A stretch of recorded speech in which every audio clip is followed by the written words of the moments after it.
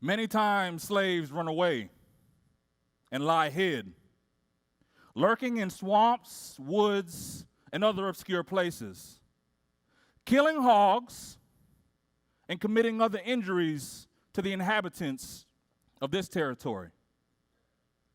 You know, the first time I read that, I thought it was an excerpt from a prophetic civil rights poem. Maybe something from the Harlem Renaissance era. But it's actually the preamble for the first fugitive slave law in Florida's history, signed in 1822 by William Pope Duval, the first territorial governor of Florida and the namesake of Jacksonville's Duval County. While modern history books and conversations will downplay the impact that slavery has had on America's growth, making it seem as if slavery was a choice, as if a runaway slave could just hop on I-95 to freedom. In reality, runaway slaves were the first organized protesters in American history, breaking society's ideological perspectives and social norms about human rights.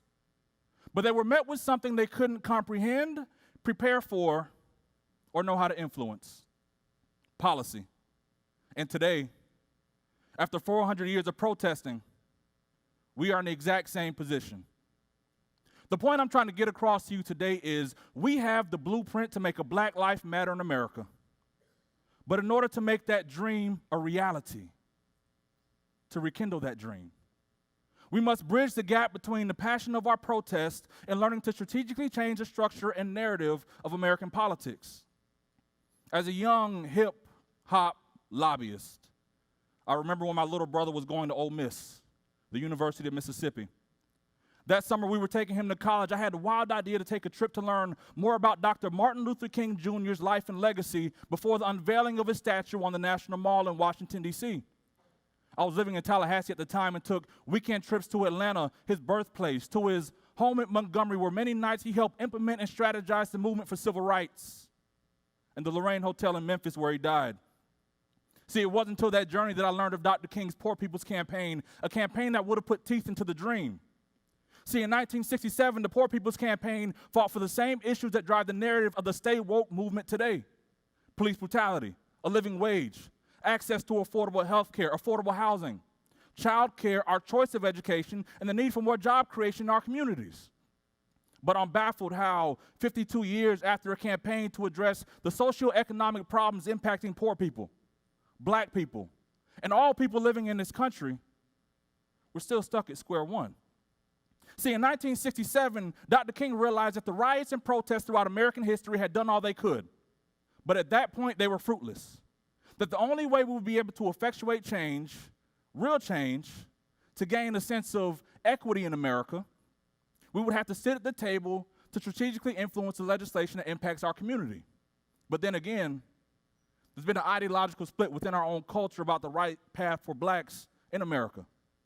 That split has happened between the House Negro and the Field Negro, Booker T. Washington and W.E.B. Du Bois, or Du Bois, depending on the bourgeois of your vernacular, Malcolm X and Martin Luther King, Black Democrats and Black Republicans, and more recently, Colin Kaepernick and Jay-Z. And while all of these dominating opinions have something that really stresses the fact of what would create the best livelihood for Blacks living in America, in reality, none of their opinions had a recurring solution or built a foundation for the future. But it was designed that way.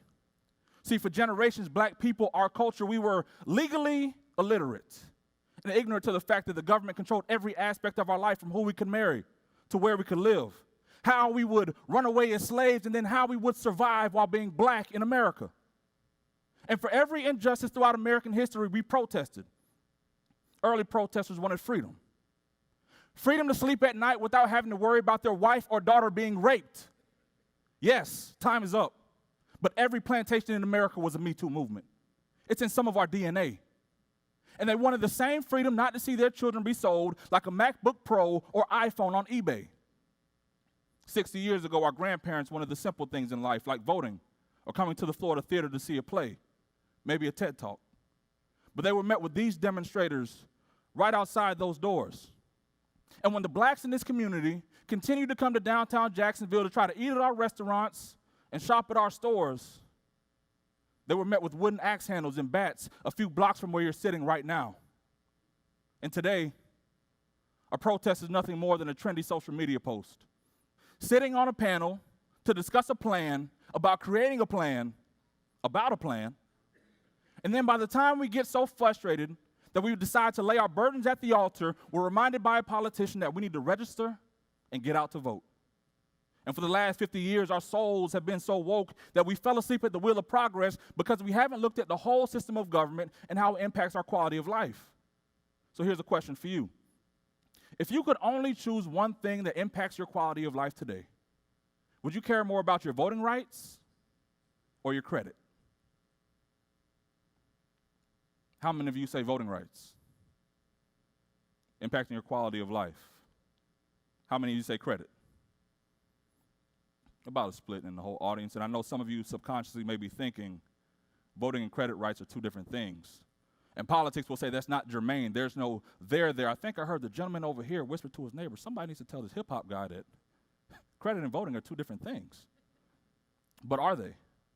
Within 2 years of passing the Civil Rights Act of 1968, the United States Congress passed the Fair Credit Reporting Act of 1970, requiring banks and other financial institutions to keep a certain record of transactions with the U.S. Treasury and for that information to be used for other purposes. Remember, this is the same United States Congress that for more than 70 years, their number one priority wasn't gun reform or health care. It was runaway fugitive slave laws. Laws that required what shall, must, and may happen to runaway slaves that are caught in neighboring slave states, free states, or on the Underground Railroad. Now, we all know the power of our credit and our voting rights, so I'm not saying don't vote. But what I am saying is that it's not a coincidence, that it's political strategy. And until we take a strategic approach to the policies that really impact the quality of a black life, we will continue to be asleep at the wheel of progress. Has anybody else realized that in 2019, the common sense argument for helping blacks in America revolves around reparations and criminal justice reform? And not to downplay those two issues, but it makes it seem as if every black person has already been incarcerated, or as if I know what to do with a mule in 2019. But the police are killing our black boys and girls. You know, last Saturday, they killed Aunt Tatiana Jefferson while she was playing video games with her nephew in her home. And for the last 100 years, the counter argument has always been, well, wait, hold on. What about black-on-black crime? What about Chicago, as if Chicago is the mecca of black-on-black crime in the world? And what normally happens are these two opinions have a heated argument, but nobody ever changes their perspective or delivers a solution. Well, here's something. What about the cost to the taxpayers? Over $100 million being spent litigating cases and paying families for police misconduct instead of keeping campaign promises to rebuild roads, create jobs. Maybe creating a tax break so a healthier food option can come into our neighborhoods so McDonald's isn't the only 24-hour food option that we have. Regardless of where you are on the political spectrum, I'm quite sure we can all agree that there's a better way to spend that money. Maybe it can be used on race and implicit bias training with police officers. Better yet, if we're willing to give Dylan Roof and Nicholas Cruz the benefit of the doubt for mental health being their reasons they shot up a church in Charleston, South Carolina, and a school in Parkland, Florida, then why aren't we labeling black-on-black crime a systemic mental health issue too? And when we start talking about mental health, let's not link everything back to slavery. Because over the last 10 years, the suicide rate amongst black teenage females has gone up 182%, and 60% amongst black boys. The pain a mother feels when her son is shot dead at the hands of the police is no greater than the pain a father feels when he finds his daughter dead in their home. The reality is our kids and the police aren't just killing each other, they're killing themselves. And according to a study by the University of Michigan, suicide is the second highest killer amongst blacks today, higher than heart disease, cancer, gang violence, accidental shootings, and police brutality. But why isn't suicide prevention a top priority within the black culture? Maybe it's because subconsciously we think of somebody who commits suicide as if they're weak. They're not greater than more than a hashtag on our timelines to pay respect for their life. And then again, if a white person or the police doesn't kill us, then I guess it really doesn't matter. And until we redefine what it really means to make a black life matter, we will never see real change. See, by changing that narrative, we're able to find common ground with people who may politically, socially, and ideologically differ from our viewpoint. I've learned that sometimes the only difference between a fiscal conservative and a progressive liberal is the time and cost it's going to take to deliver a permanent solution for the people. And if history has taught us anything, is that we don't have much time to waste. If we want to create the world our grandchildren will be proud of, we have to start the work today. See, something happened that summer. We were taking my little brother to Ole Miss. I would say something that fundamentally changed my perspective and outlook on life and the future of the black culture. See, as I was driving through that fertile territory of cotton fields and plantations in Mississippi and Alabama, I thought about the prayers of the runaway slave on the promise to make America great.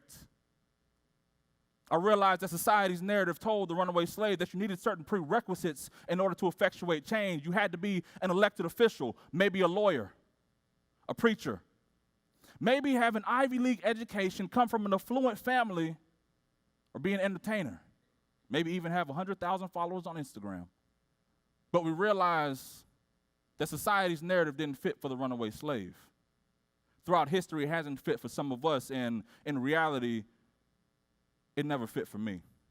My story, plain and simple, and not a lot of my friends know this, but I'll share it with you today. I never wanted to work in politics. Politics chose me. I've been working in customer service since I was 13. I've been your neighborhood bag boy, banker, valet, front desk clerk, overnight stalker, and teacher's assistant. And that was all before my last semester at the Florida A&M University, when I was called into my day job at the DoubleTree Hotel in downtown Tallahassee and fired, causing me to drop out of college for the second time, only to take an unpaid internship in Florida's capital to learn the political process because I had nothing else to do. Little did I know that when I started that journey, I would go on to become one of the few and youngest black lobbyists in this state, help elect members to the United States Congress and Florida legislature, help the same college I dropped out of maintain the accreditation for their school of pharmacy by securing millions from the state legislature for my alma mater. And before my wife and I moved to Jacksonville last year, for the past 4 years, we've been working for families and children living in communities like Eureka Gardens, getting over $400,000 in resources from the state for mental health, substance abuse, and after-school reading programs so we can give those kids a second and better chance at life. I never thought that I would be able to take my customer service experience and the strategic and mental fortitude I built through playing games like John Madden football, NBA 2K, chess, and spades, and be able to effectuate change and change policies to improve the quality of life for other people throughout this state and this country. So here's an idea. Find the legislation that stirs the passion of your protest. Take a strategic approach to changing that policy to improve the quality of life in your neighborhood, your city, and your state, and our country. Because the prayer and the premise of making America great again is always rooted in the simple fact that real change will always come through policy, not protest. Thank you.